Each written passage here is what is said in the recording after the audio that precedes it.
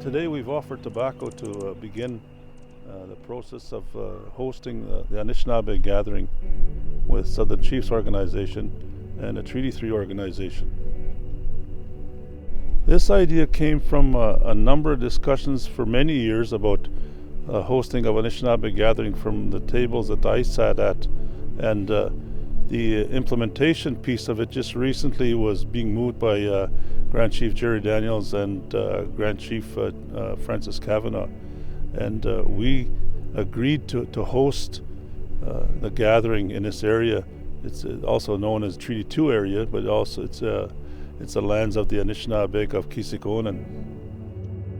We want to pull together the Anishinaabe peoples from Turtle Island. We want to bring together the different stories and histories of our people and the experiences that they're having throughout the territory and the lands that we share. And we want to talk about the clan systems, the creation stories, Nanu-Beje, the Windagukan, and all the different stories that helped shape who we are today as Anishinaabe.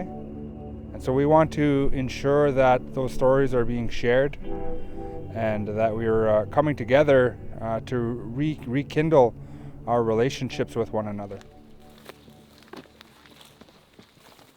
It's been talked about for a long time, you know, and we were a nation way before settlers came here.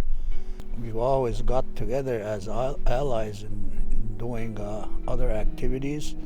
You know, we used to have some of our harvesting and gathering practices, you know, in the Lake of the Woods area or White Shell. You know, our people all used to gather together, you know, in group settings, much like the setting we'll have here this summer.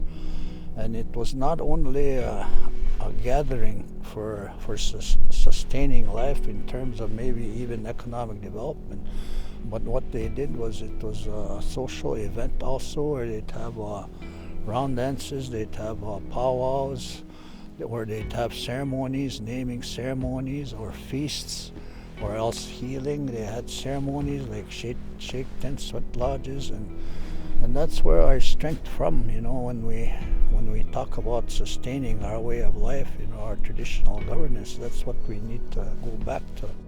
So that's one of the areas why we thought it very important that we need to reconnect, you know. So that's one of the reasons why we're gathering, is to come here and share. We're just asking people to bring rocks from their communities so that we can pile them all together here as a symbol of the nation coming back together once again. Well, we invite everybody to come and enjoy some good time outside, have fun, and visit with each other. You know, share your experiences as to what you've done each from your areas, and tell the stories about how we survived.